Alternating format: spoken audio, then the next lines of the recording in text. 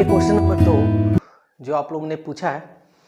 देखिए क्या कह रहा है, रोमिला एक फार्चून के दुकान में गई और 2 पेंसिल 3 रबड़ 9 रुपये में खरीदी।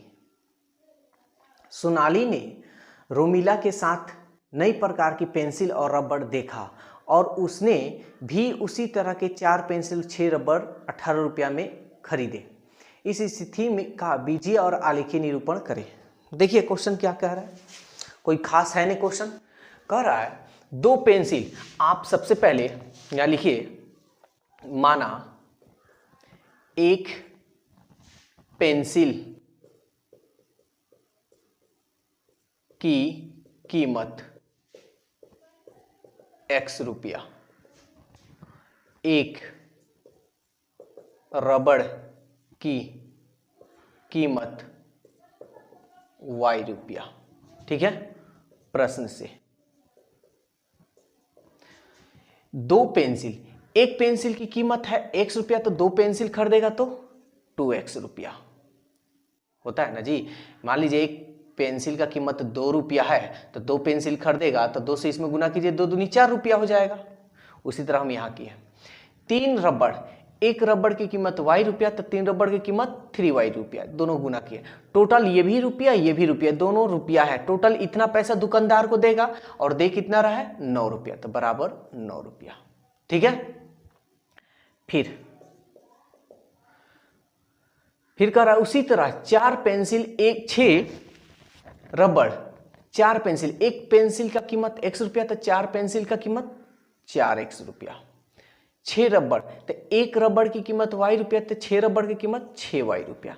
इतना रुपया टोटल हुआ और दे कितना रहा है 18 रुपया।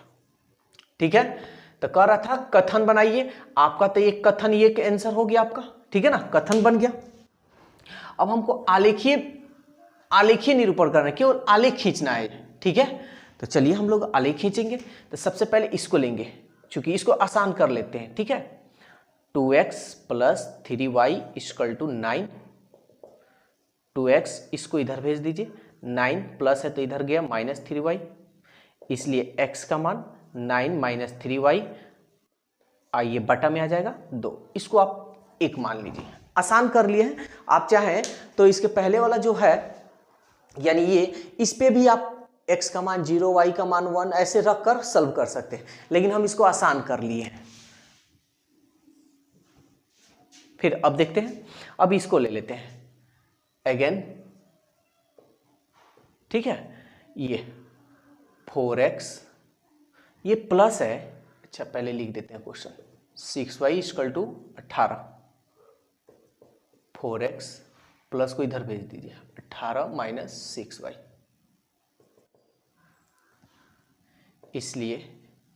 इसलिए x का मान इसको नीचे भेज देते हैं, 18 माइनस 6y बटा 4, इसको आप मान लीजिए 2। ठीक है ना। अब समीकरण 1 के लिए, समीकरण 1 के लिए देखिए जगह कम है, इसलिए हम थोड़ा शॉर्टकट यहां बनाएंगे। ठीक है, y का मान क्या रख ले, 0 रख लेते हैं। 0 रखने पर देखिए आप लोग सॉल्व कर लीजिएगा, अगर कोई दिक्कत हो कमेंट्स कीजिए। x का मान क्या होगा, ध्यान दीजिए 0 रखेंगे, यहां हम सॉल्व कर दे रहे हैं। ठीक है ना, 0 रखेंगे तो 0 में 3 से गुना करेंगे तो 0 हो गया, और 9, तो 9 माइनस 0 यानी 9 ही होगा, और इसमें 2 से भाग देंगे तो 2 चौके 8 और 2 पचे 10, 4.5। ठीक है, फिर y के जगह पर क्या रख ले, 1 रख लेते हैं। 1 रखने पर ठीक है, तो x का मान क्या होगा, देखिए यहां ध्यान दीजिएगा, 1 रखेंगे, 3 एकम 3, और 9 में से 3 गया 6, और 2 में 6 से भाग दीजिएगा, 6 में 2 से 2 तिहाई 6 यानी 3। ठीक है, आप लोग अगर बनाइएगा तो इसका पूरा डिटेल्स बनाइएगा। ठीक है, यहां जगह कम होने के कारण हम थोड़ा शॉर्टकट में बना रहे हैं, यानी सॉल्व कर दे रहे हैं। तो 1 2 तो निकल गया, एक और निकाल लेते हैं। क्या रख ले, y इक्वल टू 2 रख लेते हैं। तो x का मान क्या होगा, ध्यान दीजिएगा, 2 रखे हैं तो 3 दूनी 6 और 9 में से 6 गया 3 और 3 में हम 2 से भाग देंगे तो 1.5 यानी 1.5। ठीक है, तो ये आपका समीकरण 1 का मान निकल गया। अब इसके लिए हम क्या करेंगे, टेबल बना लेंगे। ये हो गया x, ये हो गया y, ये हो गया xy और ये हो गया आपका नियामक।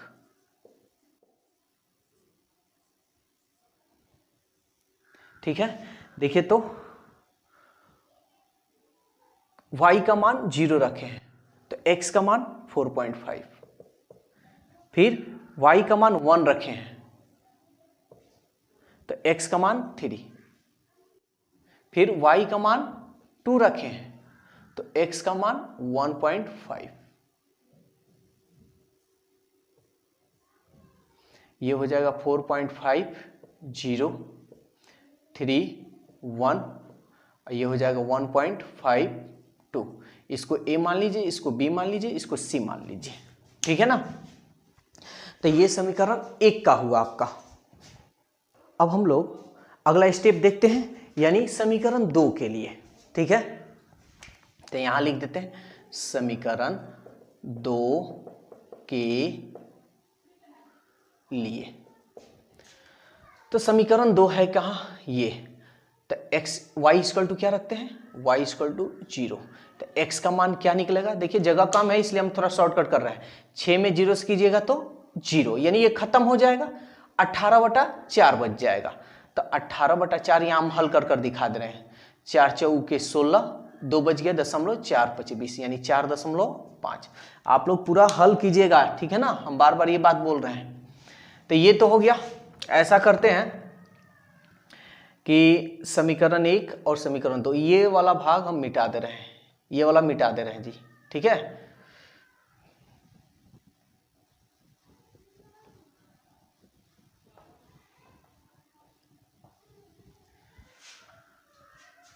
यहाँ पे भी मिटा दे रहे हैं क्योंकि ये समीकरण जो है इसको लिखना होगा ग्राफ में, इसलिए हम नहीं मिटा रहे हैं। तो x y का तो मान निकल गया, 1 हो गया। ठीक है, फिर अब रखते हैं अगेन y इक्वल टू 1 रख लेते हैं। ठीक है, 1 रखने पर तो x का मान क्या निकलेगा जी, 6 एकम, देखिए 6 1 रख रहे हैं y की जगह पर, तो 6 एकम 6, 18 में से 6 गया 12। ठीक है ना, 12 और 4 से भाग दीजिएगा तो 4 3 12 3, यानी x का मान 3। ठीक है ना, अगेन फिर y इक्वल टू क्या रख लें, 2 रख लेते हैं। तो x का मान क्या निकलेगा, तो 2 6 दूनी 12, 18 में से 12 गया, 18 में से 12 गया 6/4। ठीक है ना, 18 में से 12 गया, 12 6 18। ठीक है, 4 से कटा दीजिए, 4 एकम 4, 2 बच गया, 4 5 20, 1.5। तो ये आपका x का मान निकल गया। ठीक है, तो ये 1 2 एंड 3 यानी 3 निकल गया। अब इसके लिए भी हम एक क्या करते हैं, एक टेबल बना लेते हैं। तो टेबल हम क्या करते हैं कि अब हम टेबल बनाने के लिए इसको मिटाते हैं। ठीक है ना, यहां पे हम मिटा देते हैं, इसका काम हमारा कंप्लीट हो चुका है तो इसको मिटा देते हैं।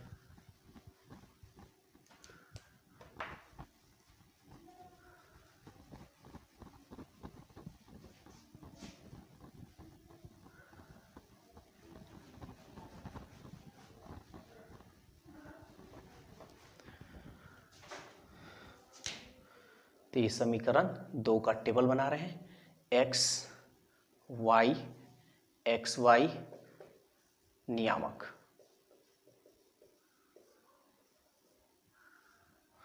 तो देखिए तो y का मान क्या रखें 0, तो x का मान 4.5, फिर y का मान क्या रखें 1, तो x का मान 3, फिर y का मान क्या रखें 2, x का मान 1.5।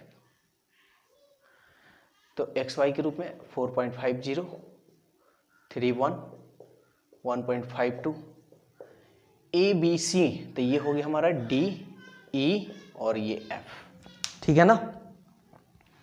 अब हमको आलेख खींचना है, तो हम थोड़ा ये कर रहे हैं कि जो समीकरण है ना, हम इसको एक जगह लिख दे रहे हैं। ये इसका समीकरण है, क्योंकि हम आलेख में लिखते हैं ना 9 - 3y/2। ओके, अब इसको हम मिटा देंगे, इसका अब काम खत्म हो गया। फिर ये वाला का हम यहाँ लिख देते हैं, x बराबर 18 - 6y/4। तो इसको भी अब मिटा देते हैं। अब हमारा टेबल से मतलब है केवल,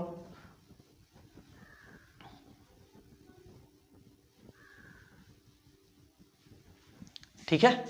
चलिए आलेख खींचते हैं। तो देखिए, तो x का मान हाईएस्ट कितना है, 4।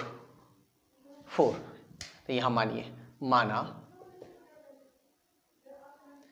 x अक्ष पर 10 छोटा भाग बराबर, फिर y अक्ष पर 10 छोटा भाग बराबर।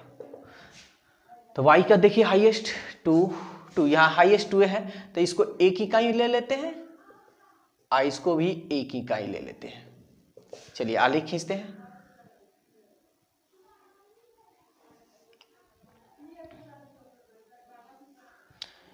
एक, 2, 3, 4, 5 x। माइनस में कोई मान नहीं है, तो इधर लिखने की कोई जरूरत भी नहीं है। इधर देखिए, तो x का मान 5, y का मान, तो y प्लस में है, सब प्लस में है, तो 1, 2, 3, ये y हो गया, ये x डैश हो गया, और ये आपका y डैश।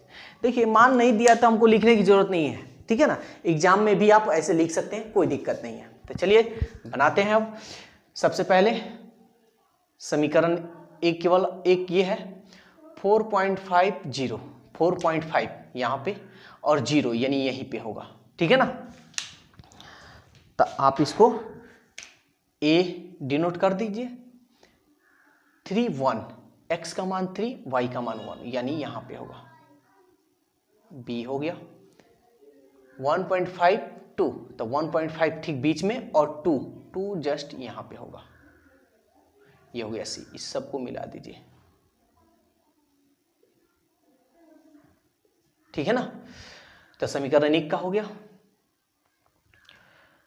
2 का 4.5, 0, x का मान 4.5, y का मान 0, ये यहीं पे होगा, यानी ये हमारा d हो जाएगा। फिर y का मान 1, y का मान, सॉरी यहाँ पे है ना जी, x का मान 3, y का मान 1, x का मान 3, y का मान 1, यानी यहीं पे हमारा e भी होगा, ठीक है।